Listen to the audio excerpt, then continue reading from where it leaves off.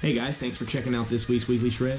This week we're going to be going over the Phrygian dominant scale, the intervals therein, the names of the scale degrees, and I'll be showing you all 7 positions on the fretboard. And it's going to be for an 8-string guitar! In order to get the most out of this video, you're going to have to understand a few terms. Those being half step, whole step, and octave.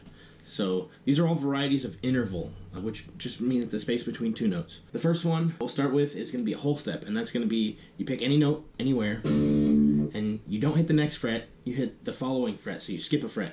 And from here to there is called a whole step. And you can do that anywhere, and it's still a whole step. So pick a starting note anywhere and skip a fret, and from there to there, that's a whole step. So half step, it's just going to be half of that. So don't skip a fret. Again, you can do that anywhere. It's the space between those 2 notes. That's a half step. An octave is going to be this shape. So you skip a string and move over 2 frets. You know, unless you're tuned to some funky tuning. In drop tuning, you can't do it on the low string. It ends up being the same fret, which is why drop tuning is done that way. And they call it an octave because in most scales there are 7 notes. And so if you start on the first note and you go to the last note, and then the very next note, the 8th note, will be the octave. The thing you want to know about octaves is when you play an octave, these 2 notes, they're the same note. This one happens to vibrate exactly twice as fast as this one, but they're the same note. And that's going to be the case anywhere you go. Whichever octave you play, the high note and the low note will be the same note. It's just 1 octave apart. And so a way you can think about that is those notes will rhyme or harmonize in any context. Some notes harmonize in certain contexts and not others together. However, with an octave, they will harmonize in every context. Alright, now that you guys are familiar with those terms, let's move on to the Phrygian dominant scale. It's the scale we used in last week's shred, which is what we're going to be referring back to for these coming shreds. So the first note in the scale, the root note, otherwise known as the tonic note, is going to be the E, because we're playing in the key of E. And then we're going to move up a half step, which is the next fret, and that's going to be our supertonic note, if you want to be fancy, 2nd note. And then we're going to move up 1.5 steps, 1.5 steps, that's 3 frets, to our mediant note, and then that's the 3rd note. Half step up from there is our subdominant note. It's the 4th note in the scale. And then we could play the next note here, or we could just do the open string here. And that's a whole step up. That's going to be our dominant note. And it's the 5th note in the scale. The 6th note in the scale is a half step up from there, and it's called the submediant note. And that's a half step up, like I said. And then a whole step up from there is the last note in the scale, and that's the 7th note, and it's called the subtonic. Now, you can raise that up a half step and replace the previous note with this half step raised note, and that's the leading tone. And sometimes I do that. It's a pretty cool sound because it has a really, really strong draw to the root note. Something I'd like to draw your attention to is going to be this 1.5 step interval, otherwise known as the minor third, which is just another name for that interval, between the 2nd note, the supertonic, and the 3rd note, the mediant.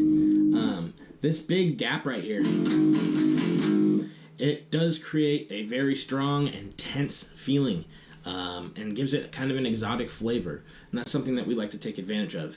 And like I was saying before, sometimes you can raise that subtonic note to the leading tone by raising it a half step, which creates another 1.5 step interval in the scale, which makes it extra exotic. So feel free to take advantage of that anytime you want.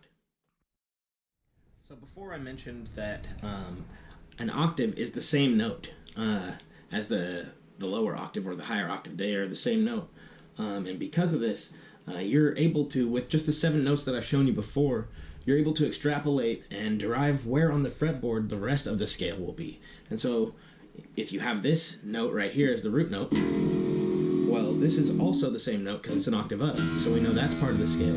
For the same reason that is part of the scale and that is part of the scale. And so if you do your homework and you want to be extra, you can figure out the whole fretboard by yourself.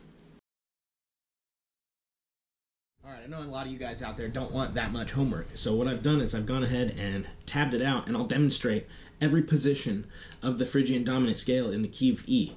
I'm only going to show you the first half of the fretboard because you can just take those same shapes and move them up to the next octave, but I've basically cut your homework like 90%.